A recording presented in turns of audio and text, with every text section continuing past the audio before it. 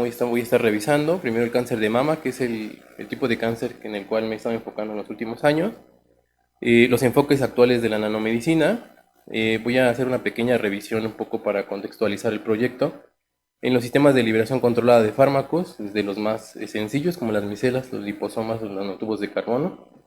Y voy a continuar hablando de los dendrímeros como acarreadores de fármacos y las propiedades que tienen estas moléculas que los hacen atractivos para el campo farmacéutico.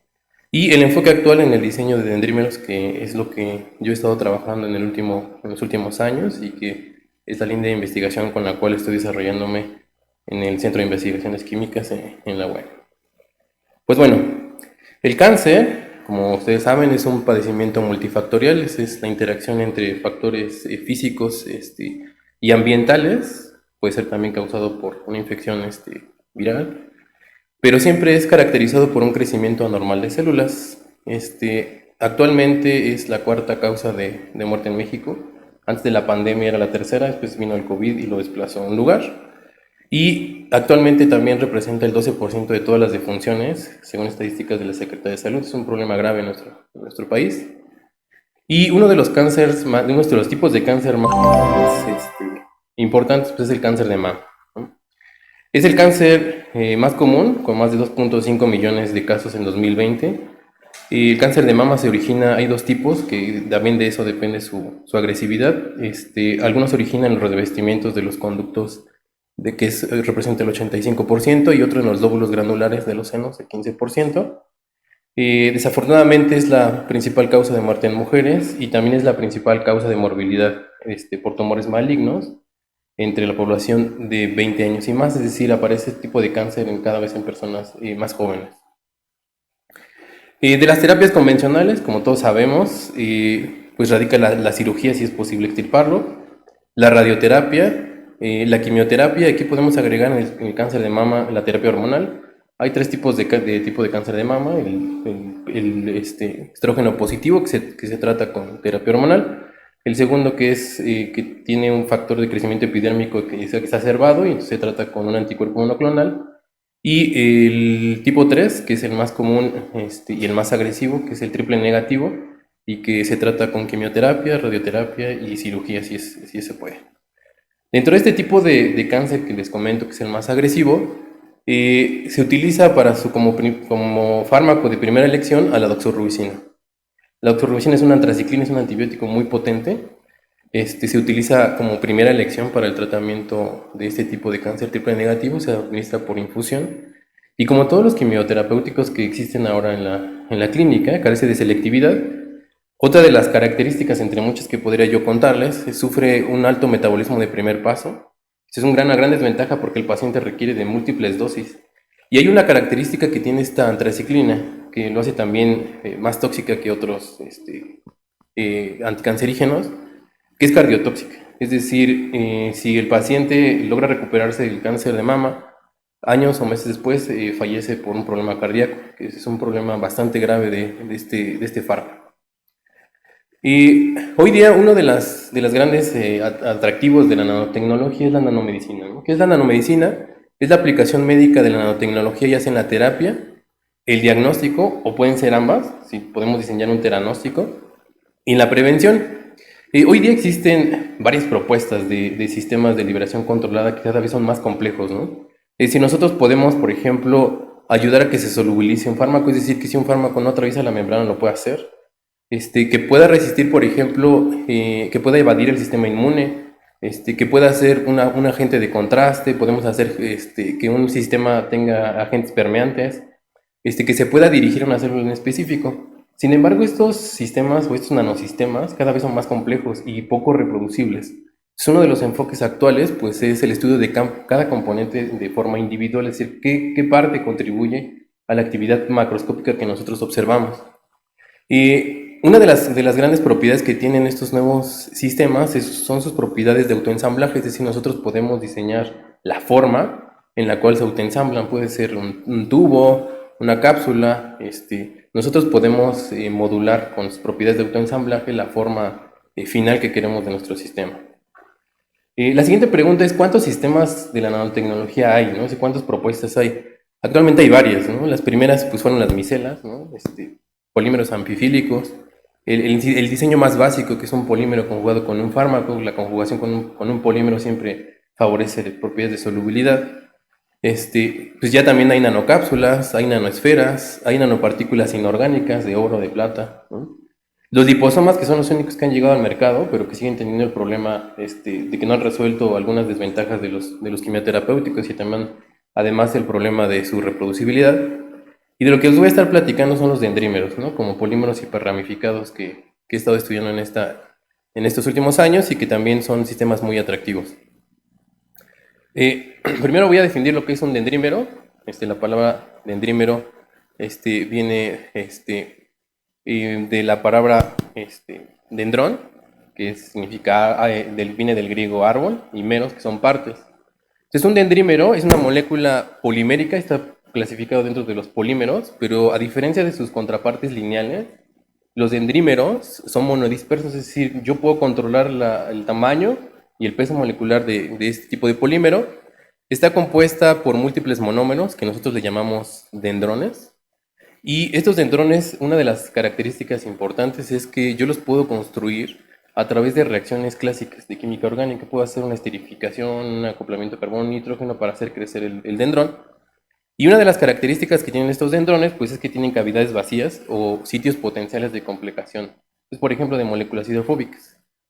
Es decir, un dendrímero está compuesto de un núcleo, por aquí está en color rosita, y tiene puntos de derivatización, y cada una de las líneas sería una generación, y los que están en cuadrito color amarillo, pues sería la periferia. La periferia es muy importante porque es la que modula las propiedades macroscópicas de este tipo de polímeros. Nosotros también podemos manipular químicamente esos grupos funcionales que quedan en la superficie. ¿Y cuáles son las propiedades que hacen atractivos a estos sistemas? Primero, como ya les había mencionado, nosotros podemos sintetizarlos y tener moléculas de un mismo tamaño. Es decir, no voy a tener dendrímeros de distinto peso molecular porque los construyo a través de reacciones controladas. Otra de las grandes propiedades es que estas estructuras hiperramificadas son de tamaño nanométrico. Si nosotros modulamos su reactividad, los podemos convertir en moléculas biocompatibles, porque también hay dendrímeros para otras aplicaciones. Los grupos que ahorita les mencionaba que están en la periferia, pues modulan su solubilidad y su reactividad, es decir, yo puedo modular qué grupos funcionales se queden en la periferia para poder modificarlos. Y evidentemente eso también va a venir de la mano con la toxicidad que estos sistemas puedan ocasionar en un sistema biológico. Y la siguiente pregunta es, ¿cómo yo obtengo, o sea, cuáles son las estrategias para obtener o para sintetizar un dendrímero? Hay dos estrategias principales, que son la síntesis divergente.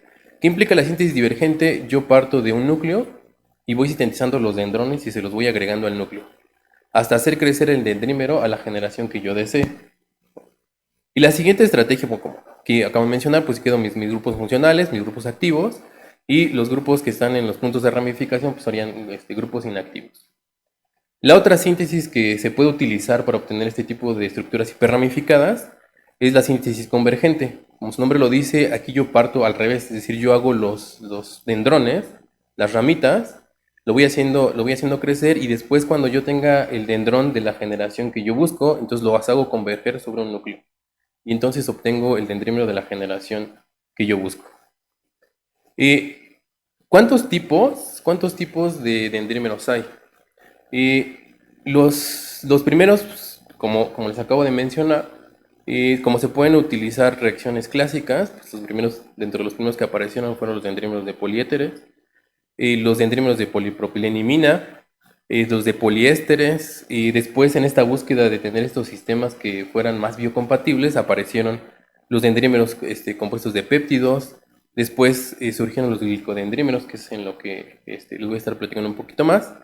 En las últimas generaciones han variado un poco la parte de la parte central, los dendrímeros de núcleos de fósforo, y los que más atención o que más lejos han llegado hasta fases clínicas 3 han sido los dendrímeros de tipo poliamidoamina, o los tipo PAMAM, por su acrónimo. Y los dendrímeros PAMAM, como su nombre lo dice, pueden tener, bueno, son poliamidoaminas, pueden tener un núcleo de amoníaco o de etilendiamina. Una de las características que tienen estas estructuras hiperramificadas, pues es que tienen múltiples grupos amino primarios en su superficie. Otra de las propiedades que son importantes para identificar a estas moléculas y que los ha llevado a ser estudiados para aplicaciones biológicas es que las generaciones bajas son prácticamente lineales, es decir, no tienen propiedades de acarreamiento de fármaco. Y conforme yo voy haciendo crecer la generación de estos dendrímeros tipo PAMAM, yo voy generando estos huecos que sirven para acarrear los fármacos, ¿sí? Para formar por ahí interacciones supramoleculares. Sin embargo, los dendrímeros PAMAM tienen una limitante. Como acabo de mencionar, tienen grupos amino primarios en la periferia. Entonces, esto es una gran desventaja que no ha dejado pasar a la parte clínica a estos tipos de dendrímeros. Como acabo de mencionar, conforme aumenta la generación, aumenta también el tamaño de la cavidad, pero también el número de grupos amino primarios. Eso hace que interactúe fuerte con la membrana biológica que, como sabemos, es de carga negativa. Entonces, por interacciones supramoleculares, estos sistemas causan toxicidad porque secuestran a los glicolípidos y entonces provocan hoyos en las membranas, lo que hace que se fuguen los componentes celulares. Esta es una de las grandes desventajas de estos dendrímeros PAMAM, y para intentar solucionar este tipo de características que presentan cuando están en sistemas biológicos, surge la ingeniería de superficie de dendrímeros de tipo poliamidoamina. Es decir, yo tengo un dendrímero con cargas positivas que es bioincompatible, y también, evidentemente, como acabo de mencionar, puedo generar también dendrones. Y la ingeniería de superficie propone la modificación de esta periferia con moléculas que puedan mitigar estas cargas positivas, por ejemplo, vía acetilaciones, conjugación con PEG, con diversos polímeros como PLGA, con lípidos, con aminoácidos, con algunos ligandos de reconocimiento como el ácido fólico y con carbohidratos, ¿no? También en los últimos años yo he estado trabajando con las ciclohexenas, que son moléculas extraordinarias, y entonces de esta manera nosotros conjugamos algunos de estos polímeros en la superficie y entonces volvemos al dendrímero pues, biocompatible, o también a los dendrones que lo componen. Dentro de los tipos de modificaciones, los que más han atraído atención y más aplicación, los dendrímeros modificados con carbohidratos. ¿Por qué? Pues como acabo de mencionar, no tienen cargas positivas en la periferia, les dan mayor estabilidad al sistema y también tienen la capacidad de cargar fármaco en estas cavidades. Y también, si nosotros, por ejemplo, modificamos el núcleo con algún cromóforo, podemos hacer una sonda de detección, o inclusive también en la periferia. Y la siguiente pregunta es, ¿cómo yo cargo un fármaco en un dendrímero? Tomando como base que este tipo de moléculas hiperramificadas cargan a los fármacos por interacciones supramoleculares. Pues bueno, los dendrímeros PAMAM, pues para poder cargar un fármaco yo tengo que tener un control estricto del pH, porque tienen grupos activos como los grupos amino. Para poder cargar, por ejemplo, doxorubicina, que lo han hecho, albendazol, moléculas hidrofóbicas, pues yo hago la mezcla a pH controlado. Evidentemente esta carga es poco controlada, es decir, no es muchas veces reproducible. Y además otra de las características es que cuando yo logro, por ejemplo, cargar el fármaco en la estructura ramificada del dendrímero, cuando yo lo someto a pH fisiológico, pH 7.4, pues hay una liberación en ráfaga, ¿no? Es decir, en bulk. Sí, una rápida liberación y una inestabilidad del sistema. Entonces, en realidad, pues, a lo mejor ayuda a solubilizar el fármaco, pero no controlo su liberación. Y otra de las moléculas que es una molécula muy interesante son las ciclohextrinas. Y la ciclohextrina tiene múltiples grupos hidroxilo, tanto primarios como secundarios. Las ciclohextrinas son oligosacáridos cíclicos unidos por enlaces glicosídicos alfa 1,4.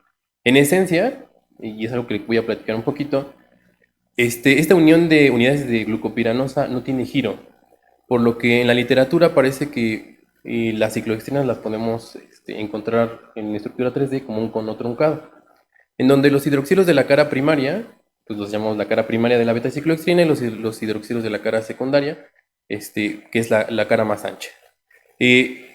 La beta-ciclohextrina pues, es soluble en agua y su cavidad interna es de naturaleza hidrofóbica, es decir, puede albergar pues, moléculas de esa misma naturaleza, y formar complejos de inclusión con múltiples moléculas, ¿no? Puede ser un producto natural, puede ser un analgésico, un antibiótico o un antitumoral. Y de las ciclohextrinas hay tres, ¿no? Tres representativas, que son la alfa-ciclohextrina, tiene una cavidad, está constituida de 6 unidades de glucopiranosa, tiene una cavidad de 5.3 Armstrong. La beta-ciclohextrina, que es la que yo he estado estudiando mucho tiempo, 7.8 Armstrong, el tamaño de su cavidad. Y la gamma-ciclohextrina, que es la más grandota, ¿no? Tiene una cavidad de 8.3 Armstrong. Y todas son solubles en agua, unas más que otras, pero la que más he estudiado es la beta-ciclohextrina. ¿Y por qué la he estudiado? Pues porque está aprobada para su uso como excipiente, la FDA la ha aprobado desde hace muchos años. Es biocompatible, se sabe actualmente que mejora las propiedades físico-químicas y organolépticas de fármacos que actualmente están en el mercado. Y una de las características que hemos trabajado bastante en el grupo de investigación es la modificación selectiva, ya sea de la cara primaria, que es en donde más hemos explorado, pero también se pueden hacer modificaciones en la cara secundaria aprovechando la reactividad, la diferencia en reactividad de los grupos funcionales. O sea, la beta-ciclohextrina lo podemos considerar como un bloque importante en la construcción de sistemas poliméricos para la liberación controlada de fármacos. Ahorita vamos a ver qué estrategias es la que hemos estado explotando. Y otra de las características que es bien citada es la formación de complejos de inclusión, como acabo de mencionar. Sin embargo, el proceso de formación de complejos de inclusión, tomando como referencia para un fármaco, es un proceso de un equilibrio dinámico, ¿no? Es decir, el fármaco puede estar dentro de la cavidad, pero también puede estar fuera. Es decir, es un equilibrio, ¿no? Y lo que nosotros buscamos para mejorar las propiedades biofarmacéuticas de un fármaco, pues es que esté dentro de la cavidad. Para eso existen moléculas que encajan perfecto, es decir, que pueden cargar el equilibrio hacia la derecha, es decir, a la formación del complejo de inclusión, o que podemos utilizar como moléculas ancla.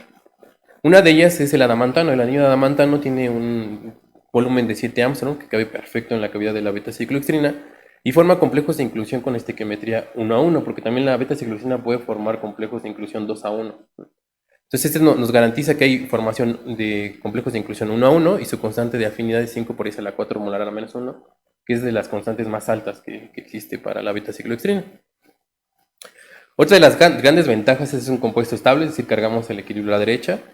Hay una única orientación. También está reportado que un fármaco se puede incluir por la cara primaria o por la cara secundaria.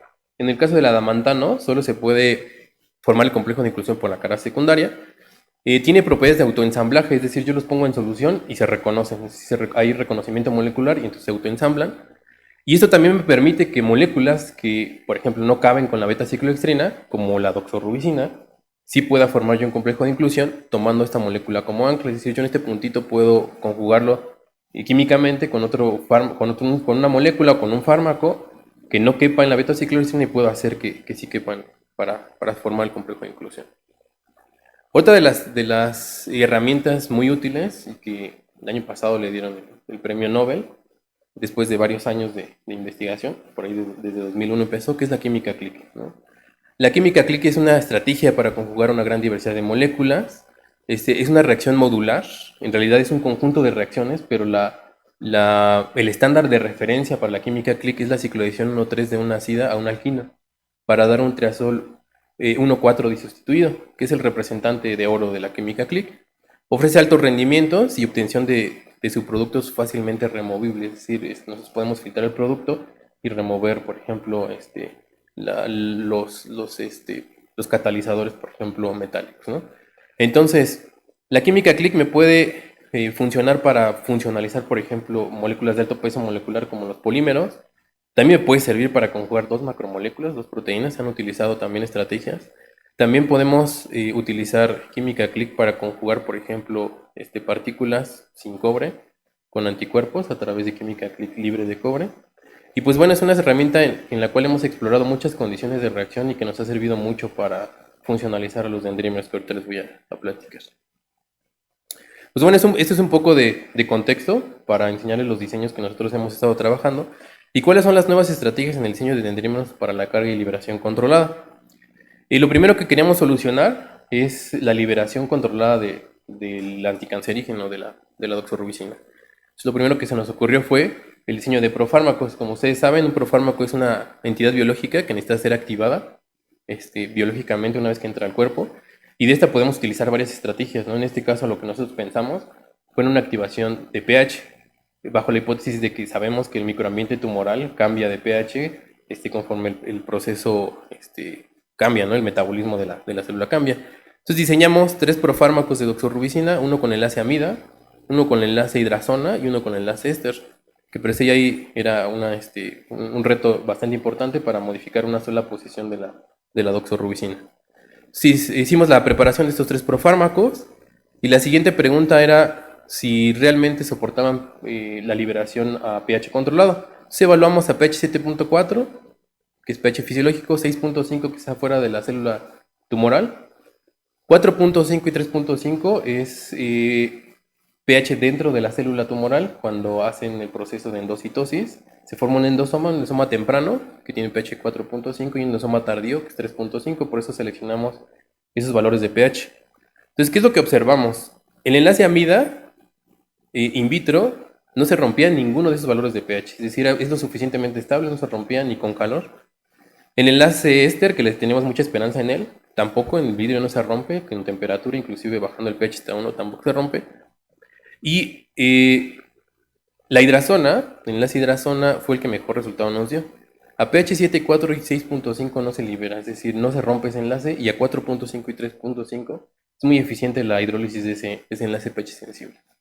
¿Qué es lo que hicimos? Pues determinar cinética de hidrólisis. Por aquí no se ve muy bien, pero está a pH 7.4 no se libera nada. Después a pH 4.5 la liberación es más eficiente y cuando baja a 3.5 la liberación es óptima. Entonces ya teníamos el primer pedazo para controlar la liberación pH a través del pH de la doxorubicina. La siguiente parte la hicimos en colaboración aquí con el doctor Rodrigo Aguayo, los estudios de dinámica molecular del ensamblaje. ¿Qué era lo que queríamos responder? Nosotros hicimos modificaciones covalentes a la doxorubicina y eso obviamente va a cambiar la conformación del fármaco. Entonces, lo primero que queremos hacer es los estudios de conformación, cómo cambiaban estas conformaciones que podía adoptar el profármaco y si esas conformaciones eran lo suficientemente adecuadas para formar el complejo de inclusión, por ejemplo, con beta-cicloxilina. Entonces el doctor nos ayudó primero a hacer el modelo molecular por dinámica de las conformaciones de los profármacos y después hacer por dinámica molecular cómo se ensamblaban con la beta-cicloxilina tomándolo como molécula base. Entonces, ¿qué es lo que buscábamos? Responder si la conformación favorece el ensamblaje y la siguiente pregunta era, ¿el enlace pH sensible realmente queda disponible para poder hidrolizarse? Porque una cosa es que no esté ensamblado con la cicloxilina y otra cosa es que esté solito. Entonces justamente lo que hizo fue hacer ese estudio de dinámica molecular para ver cómo interactuaba con la superficie de la beta-cicloxilina. Y justamente el enlace pH sensible que en concordancia con los resultados experimentales con que mejor, digamos, disponibilidad para la hidrólisis tenía, pues era el enlace hidrazona, ¿no? El enlace amida se ocluía bastante, igual que el enlace éster, es decir, si nosotros pensamos en el mecanismo de hidrólisis por pH, no era viable. Ok, pues ya teníamos la primera pieza completamente caracterizada. El siguiente reto era construir nuestro diseño de dendrímero. Como bloque de construcción, utilizamos a la beta-cicloxilina. Como acabo de mencionar, tiene 7 grupos hidroxilo que son equivalentes. Nosotros aprendimos a monomodificar uno de ellos a través de una tosilación controlada por tiempo y temperatura. Y entonces generamos un buen grupo saliente, ¿no? Un tosilo que después removíamos con ácido de sodio y catálisis de yodo de potasio y teníamos la monoácido beta-cicloxilina. ¿Qué ventajas tiene las cicloxinas monofuncionalizadas? Que incrementan su solubilidad en agua. Como acabo de mencionar, la beta-cicloxina es soluble en agua, pero la simetría de estos hidroxilos, es decir, la cercanía entre ellos, hace que no interactúe muy bien con el solvente. La solubilidad de la beta-cicloxilina es 18.5 miligramos por mililitro, en realidad es pequeñita. Y eso se debe a la alta simetría. Entonces, cuando nosotros rompemos esa simetría, pues incrementamos la solubilidad en agua de estas cicloxinas. La síntesis es escalable, que es algo que también buscábamos, que yo pueda tener gramos de producto. Y el rendimiento de esta monomodificación al final nos da un 95% y hemos también optimizado los procesos de síntesis de esta beta-cicloxilina monomodificada. Partimos como nuestro primer diseño un dendrímero comercial tipo PAMAM de generación 0, o es el más básico, y empezamos a funcionalizar con grupos alquino, tomando como referencia a derivados del ácido fenilacético y por acoplamiento carbono-nitrógeno funcionalizamos las 4 posiciones del dendrímero PAMAM. Como acabo de mencionar, pues las ventajas de esta funcionalización, modulos sus propiedades macroscópicas, Es una reacción controlable, es decir, no voy a tener problemas de que solo tenga un brazo o dos, ¿no? Funcionalizados. Y además también su síntesis es por carbodimidas, me da rendimientos mayores al 98% y es reproducible. Ya tenía yo mis dos piezas, mi fuente de grupos ácido y mi fuente de grupos alquino.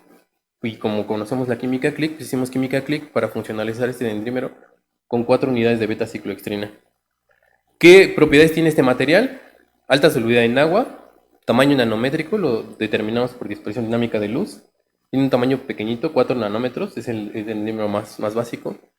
Y además, por las unidades de beta-cicloextrina, capacidad para el control de carga de fármaco, es decir, buscábamos que sea sitio dirigido, es decir, que nosotros no estemos cargando en las ramas, sino en la periferia de manera controlada. Y esta química click me permitió obtener este producto puro con rendimientos mayores al 95%. La siguiente parte les voy a presentar la caracterización, que fue algo que fue un reto bastante importante. Nosotros, estos sistemas son muy solubles en agua, entonces pensamos en caracterizar el dimetilsulfóxido. Y no voy a realizar todo el espectro, me voy a centrar en la parte aromática. Tenemos residuos aromáticos para sustituidos, teníamos la señal para sustituida, las amidas y una sola señal del anillo de triazol, que era concordante, ¿no? Tenemos 4 anillos de triazol que son electrónicamente equivalentes. Como estas moléculas son solubles en agua, pues pensamos caracterizarlas en agua deuterada y nos encontramos con esta sorpresa. En agua deuterada, las señales me daban múltiples señales en la zona aromática, ¿no? Entonces, esta simetría que tenía en dimetilsulfóxido ya no la observábamos en agua deuterada. Eso fue un parteaguas en nuestra investigación porque no entendíamos en ese momento qué es lo que había pasado cuando cambiamos el mismo sistema y el mismo lote en agua deuterada. Entonces nos fuimos a buscar la literatura y en 2011 un grupo de investigación francés, trabajando con dímeros de beta-cicloextrina obtenidos por química click, observó, y como yo acabo de mencionar, que una de las unidades de glucopiranosa en la beta-cicloextrina puede girar 360 grados y formar un complejo de autoinclusión, es decir, sufrir un proceso de volteo en agua. Y eso también lo observábamos en nuestros sistemas. Entonces, estudiamos este fenómeno, es decir, el anillo de triazol hace que gire completamente, que químicamente pareciera muy complejo, pero sí sucede, es decir, no se forman complejos entre dos especies, sino es una misma especie. Y entonces nosotros propusimos el estudio de este dendrímero en agua y encontramos que este dendrímero puede adoptar por resonancia magnética nuclear al menos 6 conformaciones distintas. Es decir, la completamente extendida, llamémosla así, donde las 4 cicloextrinas están completamente disponibles, se puede invertir una, dos de lados contrarios, 3 cicloextrinas o en el peor escenario las 4, ¿no? Caracterización por resonancia, pues este fenómeno es lo suficientemente lento como para verlo por resonancia magnética nuclear. Pues bueno, asumimos que estábamos en el peor escenario, es decir, que las 4 cicloextrinas estaban completamente fluidas y pensamos en algo para revertir este fenómeno y que pudiera ser funcional esta molécula. Entonces hicimos estudios de resonancia magnética nuclear utilizando o partiendo de la hipótesis que teníamos el dendrímero completamente fluido con ácido adamantán carboxílico como parte del bloque de construcción del profármaco. Y por métodos de variaciones continuas, demostramos que la estequiometría es 4:1. Es decir, que nosotros podemos revertir ese fenómeno sin ningún problema. Y además tener el sistema también soluble en agua. Entonces hicimos esta caracterización. Ahora sí, en agua deuterada veíamos nuevamente un triazol, equivalente para los 4, y el sistema aromático completamente desdoblado. Es decir, este sistema sí lo podemos revertir sin ningún problema y hemos publicado trabajos de otros sistemas que ahorita les voy a mostrar. No, este sistema en realidad no es una limitante, sino es una característica del material. También caracterizamos este complejo de inclusión porque también otra de las hipótesis que podría generarse es que se forme un tipo sándwich, es decir, que 2 cicloextrinas agarren un solo ligante, ¿no? Pero no, son 4 cicloextrinas que están agarrando los 4 anillos de adamantano, y entonces este sistema sí puede cargar 4 unidades. También hicimos caracterizaciones de espectrometría de masas para caracterizar este complejo completamente ensamblado. Y hicimos caracterizaciones por resonancia magnética nuclear en 2 dimensiones, en donde veíamos que en estas múltiples señales había interacciones de los múltiples de anillos aromáticos no equivalentes con los protones H3, H5 que están dentro de la cavidad de la beta-cicloextrina. Y cuando hacíamos la titulación, pues entonces encontrábamos que el anillo de adamantano estaba completamente incluido, el anillo de triazol ya estaba, digamos, en su forma normal, y ya no veíamos interacciones de los protones aromáticos con la cavidad de la beta-cicloextrina, estaba completamente revertido, y solo veíamos interacciones intramoleculares entre la cavidad y el anillo de amantano. Ok, pues ya una vez demostrado esto, entonces procedimos a cargar el dendrímero con el profármaco de doxorubicina. Hicimos el mismo experimento para demostrar que también con las 4 unidades de profármaco se cargaba. Y entonces ensamblamos a este sistema de liberación controlada que nos permite tener una ventaja de control de carga. Además sabemos dónde está el fármaco y si estamos de manera precisa dónde está cargado este sistema. Y además obteníamos un sistema de liberación controlada pH sensible. La siguiente parte fue, pues nosotros determinamos la cinética del puro profármaco. Ahora, ¿se va a comportar igual cuando ya esté ensamblado? Pues procedimos a resolver esa pregunta.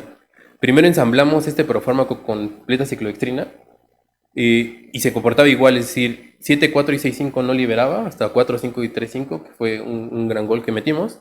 Y después este sistema ya con 4 unidades de profármaco, igual se comportaba igual. Evidentemente la solubilidad es muchísimo más para el dendrímero que para la beta-cicloextrina. Y también realizamos el perfil de liberación, comparando contra la doxo libre. La doxo libre se libera rapidísimo, ¿no? También comparamos contra la beta-cicloextrina como un sistema sencillo, y a las 24 horas libera aproximadamente el 80% del profármaco. Pero nuestro sistema, a valores de pH 3.5 y 4.5, a las 24 horas apenas ha liberado el 40%, es decir, un sistema de liberación modificada, ¿no? Es una gran ventaja porque entonces el paciente, si este sistema se lo administra, no necesita hacer múltiples administraciones y además puede mantener la concentración constante de doxorubicina que está liberando. Ok, ¿cuál es nuestra hipótesis de trabajo? Nosotros pensamos en una administración vía intravenosa, ¿no? Y que el sistema se acumule por acumulación pasiva en el tejido tumoral. Este fenómeno no es un fenómeno que nosotros proponemos. Las nanopartículas, hay un fenómeno que se llama el fenómeno de PR, que es el fenómeno de permeación y retención aumentada. El tejido tumoral cuando empieza a crecer empieza a tener altas tasas de necesidad de nutrientes, pero este crecimiento no es ordenado, sino es desordenado y genera fenestras. Y se ha observado que nanopartículas se van acumulando en este tejido por pasividad. Si nosotros queremos que nuestro sistema se pueda acumular en estas células tumorales, no lo va a expulsar porque los mecanismos de flujo están pues detenidos, ¿no? Justo para proteger el tumor. Entonces, una vez que esté en la célula tumoral, se va a endocitar, pH menor a 6.5, y entonces una vez dentro de la célula tumoral se va a liberar la doxorubicina y va a actuar a nivel nuclear, que es un mecanismo de acción, y entonces es como si fuera un caballo de Troya. ¿Y cuáles son los avances para comprobar esta hipótesis, ¿no? Nosotros hicimos ensayos de captación celular. En ese tiempo no teníamos, bueno, actualmente tampoco lo tenemos, pero tenemos las herramientas. Por ejemplo, tenemos un fluorímetro. Entonces, la doxorubicina es fluorescente. Entonces, utilizamos las herramientas que teníamos a la mano e hicimos ensayos de captación celular a 24 horas, en línea celular triple negativo.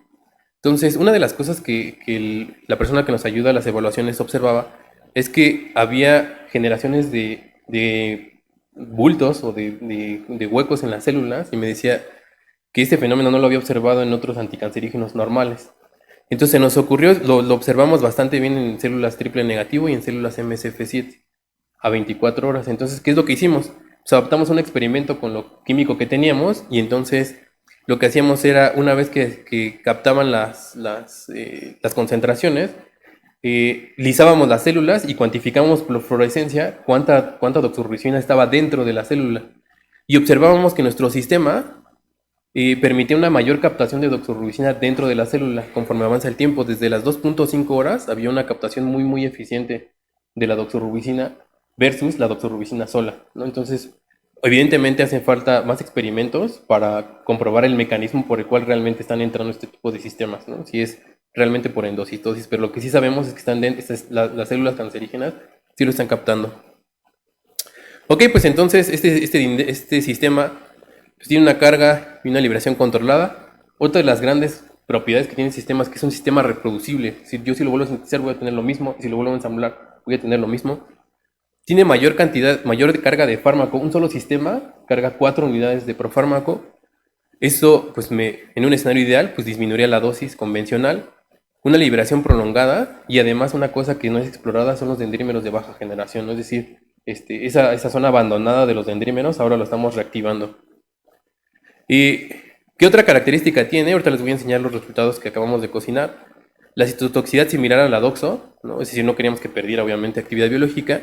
Y también hicimos ensayos en células, pues, no carcinogénicas, ¿no? No son sanas porque pues, crecen rápido, pero son el modelo más cercano a una célula de cáncer de mama sana, ¿no? Células MSF10A. Y encontramos que al menos son 3 veces menos tóxica que la doxorubicina sola. Estos son los resultados que obtuvimos hace algunos meses. Y lo primero que hicimos fue pues, probar nuestro sistema sin nada, ¿no? Es decir, nuestro acarreador. En las células tumorales GILA, cáncer de cervix, K1562, cáncer de pulmón, SCLU1, SW620 y las dos de cáncer de mama. Primero probamos el puro acarreador, ¿no? El PAMA no es tóxico, esa es una gran ventaja, ¿no? Si mi acarreador es tóxico, pues no tenemos confiabilidad en que la actividad sea responsable del profármaco. También ya exploramos un dendrímero con núcleo de fósforo que tampoco es tóxico. Y la siguiente parte también exploramos el dendrímero bloqueado, es decir, con su producto metabólico, ¿no? Es decir, si producto de hidrólisis es tóxico, pues tampoco nos servía. Entonces también probamos el dendrímero cargado o bloqueado, por llamarlo de alguna forma, y tampoco es tóxico. Probamos el profármaco, el profármaco que mejor reproducibilidad nos dio, el que es el de hidrazona que ahorita les comentaba. Cuando yo lo modifico a la doxorubicina con el adamantano se vuelve insoluble, ¿no? Entonces pierde actividad biológica, ¿no? Está por ahí del 3, bueno, por ejemplo aquí en células triple negativo están 6 micromolar, es pues, poca la actividad realmente. Y probamos también el ensamblado con beta-cicloxilina. El ensamblado con beta-cicloxilina es soluble en agua, pero tampoco tiene muy buena actividad. Y nuestros dendrímeros sí rondan los 300 nanomolar, ¿no? En las células que nosotros buscábamos.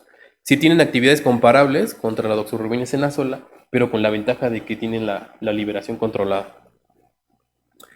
Esto nos ha permitido diseñar otra familia de dendrímeros, ¿no? Partimos, este es el pionero de G0, y después sintetizamos el dendrímero G1. De 4, duplicamos la carga a 8, ¿no? Este sistema también es muy soluble en agua, es un sistema ya de más alto peso molecular, y el mes pasado nos otorgaron la patente en el INPI de este sistema, ¿no? Como un sistema novedoso de liberación controlada de fármaco.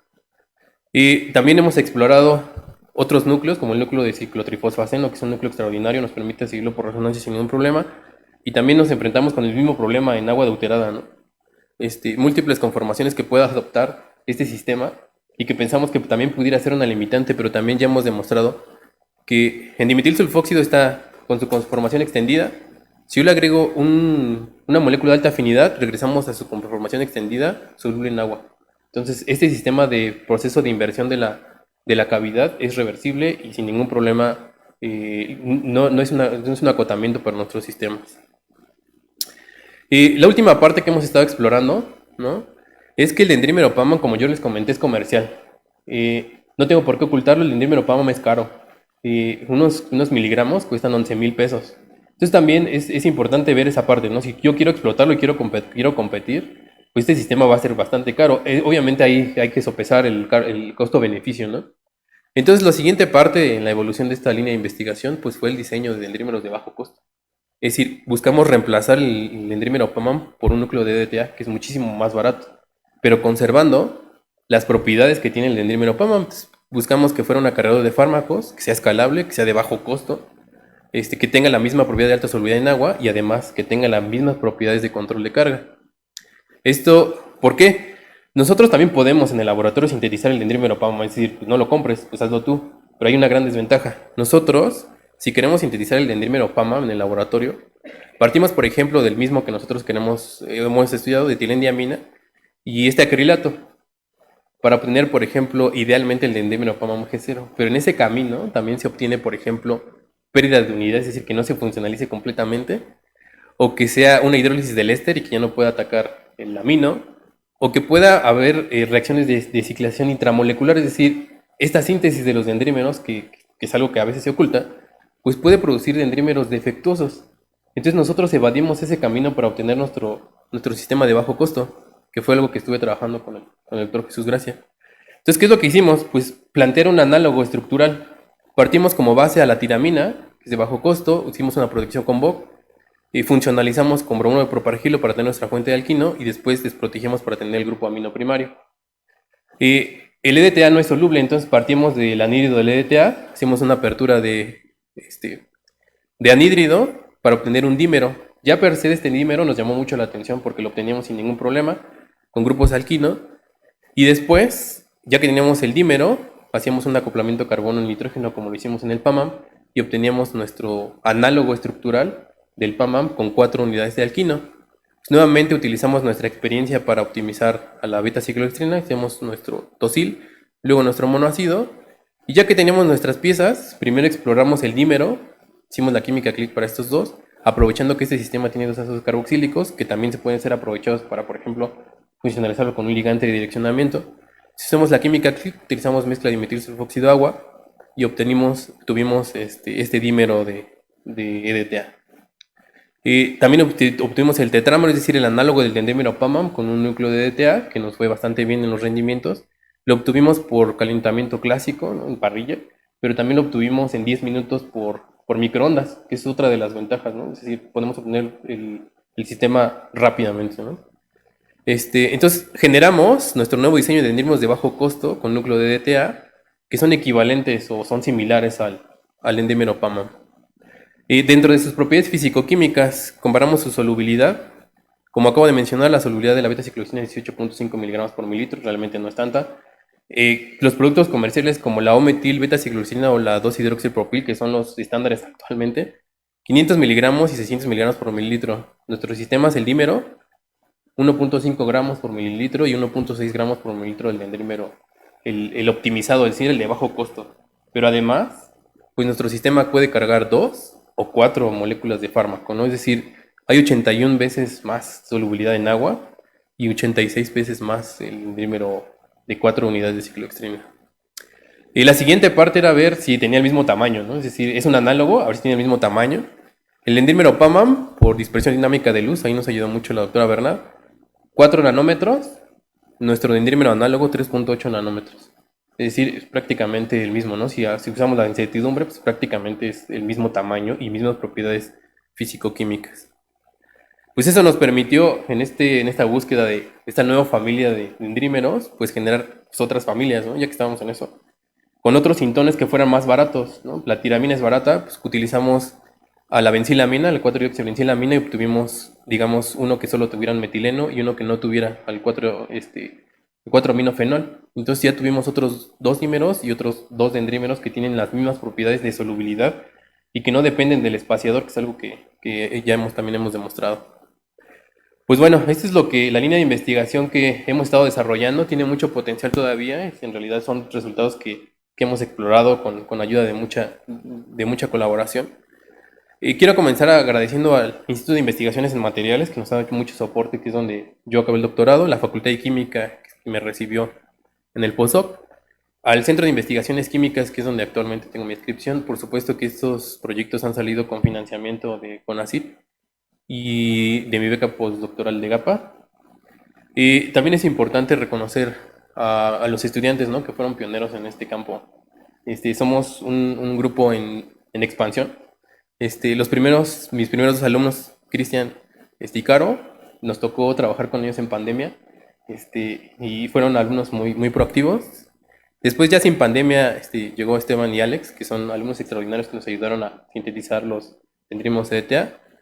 Y por supuesto que tengo que agradecer muchísimo, ¿no?, a quien ha sido el impulsor de esta línea de investigación, que es el doctor Ernesto Rivera, que es con quien me formé en el doctorado. Ha apoyado mucho esta línea de investigación. A la doctora Kendra Sorrosa, que ha sido la pionera en los dendrímeros de fósforo. Sí, es una doctora extraordinaria. Al doctor Jesús Gracia Mora, que confió en mí para hacer estos nuevos dendrímeros análogos de bajo costo, y que planteamos primero 2 moléculas y al final obtuvimos 8. Entonces, la verdad, el doctor Jesús y el doctor Anatoly Yasnitsky, que creyeron mucho en este proyecto y que todavía tiene mucho potencial. La doctora Josefa Bernat, que nos ha asesorado mucho en la parte de la caracterización de los materiales y nos ha proporcionado sus equipos, son muy valiosos para nosotros.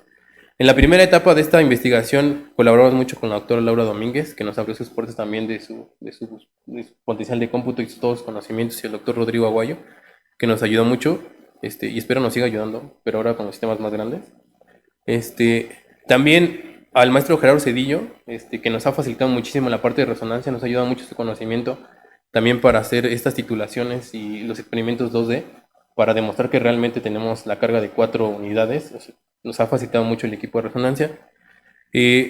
Al maestro José Solano, que fue el primero que nos hizo las evaluaciones biológicas, y con el que actualmente trabajamos con el doctor Ignacio González y el doctor Marco Cervón, que nos están ayudando con la evaluación de los sistemas ya ensamblados. Y también, pues bueno, yo soy recién desempacado del Centro de Investigaciones Químicas. Agradezco mucho al doctor Víctor Barba, que es el director de este centro, y al doctor Hugo Tlahuex, que es con quien me asociaron en el laboratorio 209, el doctor Jorge Guerrero y la doctora Carolina Godoy, que me han arropado bastante bien ahora en mi reciente incorporación al Centro de Investigaciones Químicas de la UAM. Pues bueno, yo estoy adscrito al área de nanoquímica y nanomateriales. Mi laboratorio es el 209, de dendrímeros y nanomedicina. Estamos por aquí en esta ventanita, si me avientan una piedrita por ahí, puedo bajar por ustedes, ¿no? Y pues nuevamente les agradezco a todos su tiempo y es un placer para mí estar aquí con ustedes. Muchas gracias por su atención.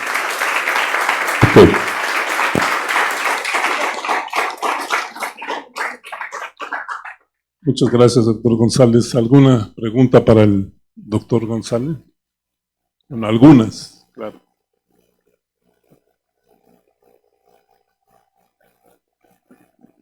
Bueno, doctor Israel, muchas gracias por la presentación. Tengo nada más una duda ahí en sus fotografías de sus microscopías de las células, creo que es la 48 o 40, después que no se veía bien aquí. Esas cavidades, atrás de estas también iba a comentar, por ahí están, ahí están. Bueno, no sé qué dijo el doctor Cervón, pero esto podía deberse a cuestiones inflamatorias, o sea, respuestas de tipo inflamatorias en estas células, particularmente MSF7 que lo tiene adelante. Y me quedé pensando un poco si estos sistemas de dendrímeros, no sé usted qué ha leído sobre su aplicación, pudiesen tener una acción proinflamatoria en los tejidos por el tamaño, ¿no? O sea, simplemente por el tamaño. Y eso hay que cuidarlo mucho, sobre todo en la línea anterior, la MDA 231, porque un proinflamatorio en este tipo de tumores epiteliales, entonces no es muy conveniente, vamos a decir así. Es un gran problema ahorita, ¿no? Que muchos de estos compuestos, de hecho la doxorubicina lo hace, per se, ¿eh? Sí, creo que está bien elegida la doxorubicina porque es muy potente. Sí, es muy potente. Sí, de esos valores de 650 que tiene ahí en su tabla, no se logran tan fácilmente con 4. Anterior. Ahí, en la tabla, ahí. De puntos abajo de 1 micromolar. Esto debe ser DL50, ¿verdad? Sí, DL50 sí, micromolar, ¿no? Si es sí. que no vi la unidad ahí. Sí, son muy potentes estos. Muy Y sí me llama la atención, pues casi lo alcanza con su sistema, ¿no? Está muy cerca, eso yo creo que es exitoso en ese sentido, porque normalmente uno ve los trabajos con este tipo de sistemas y sí se pierde mucho de la potencia, mucho, pero aquí está muy cercano, o sea, eso es muy valioso, porque pues ese es el chiste de los anticancerosos, ¿no? Que logres esos valores de 650 abajo de 1 micromolar. No tan fácil, ¿no? Ok, pues muchas felicidades. Ojalá que los nuevos sistemas también le den nada más ojo ahí con la cuestión inflamatoria, que no se le vaya a ir, porque pues, sí, en cáncer sí es muy importante. Sí, doctor, muchas gracias por su comentario. Gracias. Sí, de hecho, pues bueno, solo para apuntalar un poquito, estas imaginaciones que observaron el grupo de investigación que hizo estas evaluaciones, me decía, pues es que, pues sí, algo está haciendo. Hace falta obviamente corroborar el mecanismo. Y si hay mecanismos, bueno, si hay kits para determinar por qué vía está entrando, ¿no?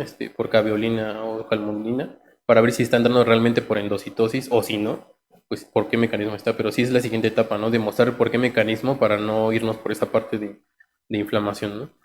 Pero sí, también justo de nuestros aciertos, pues es la parte de la 650, ¿no? Nuestros sistemas no abaten, ¿no? La actividad biológica, pero ganamos el control de la liberación, es decir, pensando en que se pudiera administrar en un paciente, pues no se va a liberar hasta que encuentre el estímulo adecuado, ¿no? La siguiente etapa en estos nuevos sistemas que proponemos, tenemos grupos funcionales para agentes de direccionamiento. Entonces, la siguiente etapa es no solo explorar la parte pasiva, sino, por ejemplo, queremos conjugarlo con ácido fólico o con inclusive con otro carbohidrato que me comentaba el doctor Gracia, que puede servir como direccionamiento per se, ¿no? Entonces, también es esta parte que también ya les estaré contando otra cosa que me invite. ¿Alguna otra pregunta para el doctor?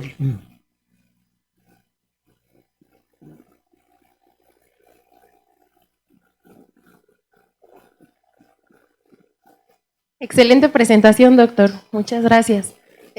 Bueno, a mí me gustaría preguntarle si ha considerado probar otro tipo de fármacos en sus sistemas para alguna otra aplicación o algo así. Muy buena pregunta. Estos sistemas los trabajamos justamente por la potencia que tiene la doxorubicina y los problemas de la cardiotoxicidad. Pero ya tenemos otra línea de investigación para antibióticos. Los antibióticos y el problema de resistencia, muchos de ellos es por la solubilidad. Entonces ya tenemos una línea de investigación en puerta para hacer antibióticos solubles. Es decir, que se puedan formar complejos de inclusión y bajamos la dosis, ¿no? Para abatir la resistencia. También queremos explorar para parte de los antiparasitarios, que son pues, fármacos que tienen muchos problemas de solubilidad. Por ahí también con albendazol, mebendazol, vamos a hacer experimentos para ver qué tanto les ayudan a disolverse, pero también a controlar la carga. Entonces sí, tiene mucho potencial esto. Bueno, ahorita ya tenemos en puerta antibióticos, antiparasitarios, pero pueden ser también por un producto natural, un analgésico. También los analgésicos tienen muchos problemas de solubilidad. Entonces también podemos ayudar a resolver esos problemas. Pero sí tenemos proyectado también ampliar mucho el rango con otros fármacos que tengan problemas de solubilidad. Gracias.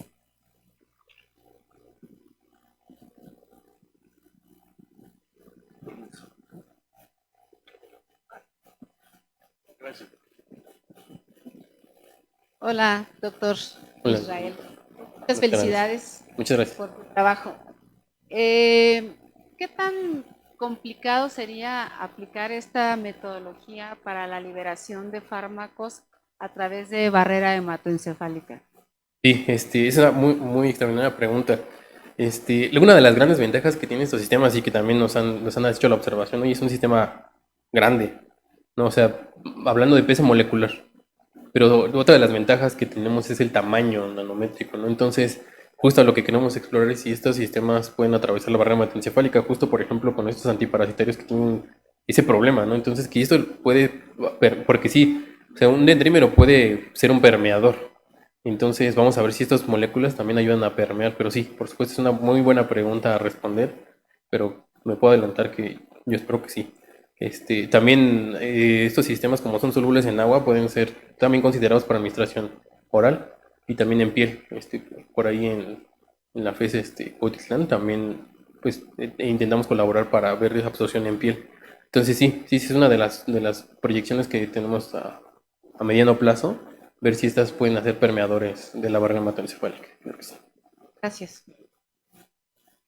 Hola, muchas gracias por su presentación. Quería preguntarle, ¿qué pasa una vez que se libera el fármaco? ¿Este dendrímero se metaboliza o solo se excreta? Y qué buena pregunta también. Justo en nuestro diseño buscamos y evaluamos la parte del bloqueo, es decir, la cicloextrina per se secuestra colesterol. Entonces, justo también pensamos en eso, es decir, bloqueamos con adamantano y el adamantano no lo saca el colesterol. Entonces, una vez que libera la carga, el mecanismo que proponemos que se libera por exocitosis y se aclara por vía renal. Y como el sistema está bloqueado en la cicloextrina, pues no extraería ningún fosfolípido y se aclararía vía renal. Entonces, y como es soluble, bloqueado, pues sería, digamos, el mecanismo por el cual nosotros proponemos que se liberaría. ¿Alguna otra pregunta para el doctor?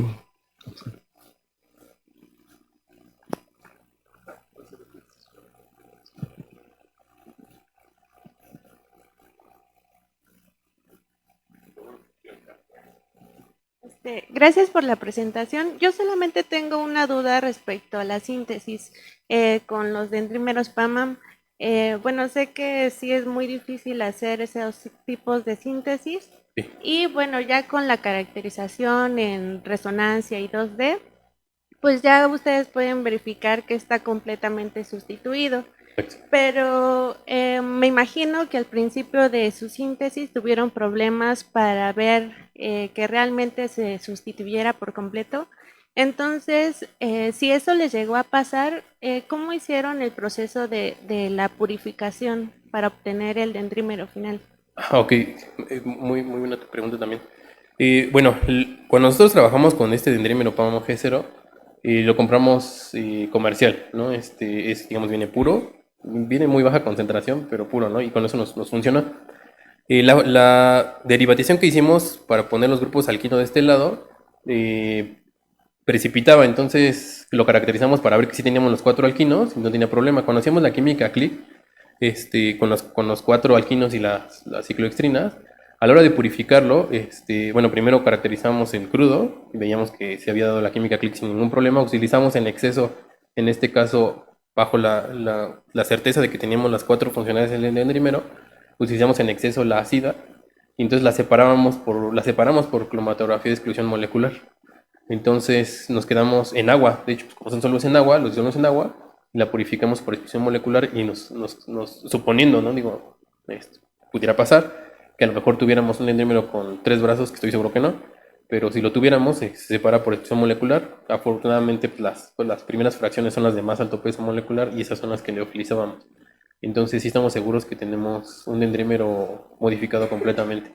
Lo mismo hicimos para el dendrímero de 4, de 8 y de 6. Entonces, sí estamos seguros que es un producto puro, reproducible y que está completamente funcionalizado. Porque justamente la doctora Bernal nos decía, no, pues no se les va a ir un alquino por ahí, ¿no? Porque pues va a ser causante de toxicidad, pero estamos seguros que no. Entonces sí, sí tenemos bien controlada esa síntesis y los métodos de purificación también. Okay. ¿Alguna otra pregunta para el doctor? Permítame.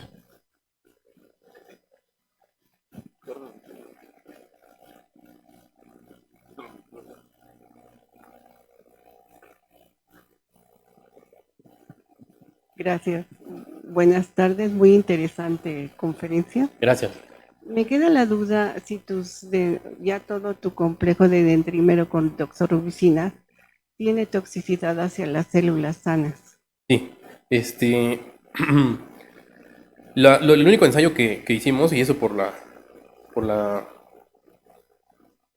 disponibilidad, que en realidad nosotros conseguimos esta línea, la MSF10A, pues como estamos, como la doxo es para el cáncer de mama, conseguimos esta MSF10A, que fue muy complicado hacerla crecer porque pues, en teoría no viene de una línea tumoral. También utilizamos células de riñón de rata y de mono, y también que son un poco más resistentes, ¿no? Digamos, pueden ser equiparables a una sana. Pero sí nos han dicho observaciones en las revistas que los problemas en linfocitos, ¿no? En fibroblastos humanos. Y es la siguiente parte que también vamos a explorar, ¿no?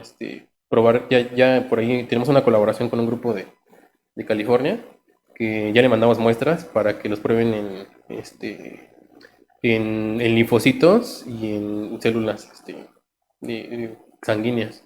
Entonces sí, es la siguiente parte, pero sí, claro, hay que explorar para ver qué tan tóxica es una célula normal. Bien, gracias. Yo creo que una última pregunta para el doctor. ¿No?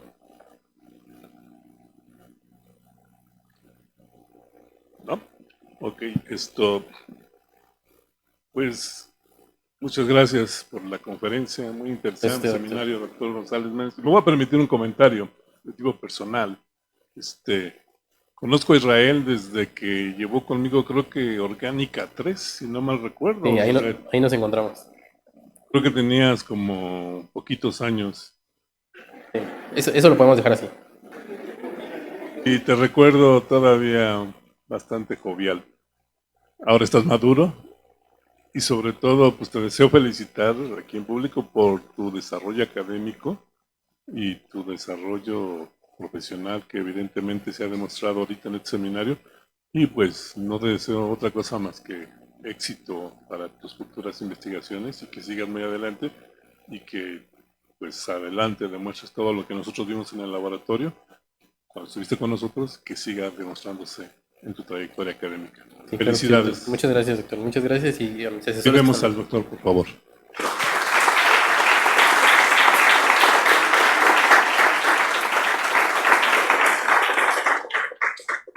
Ok, como lo dijo el doctor Francisco, nos volveremos a ver para otro seminario el 22 del presente. ¿Sale? Buena tarde a todos y gracias.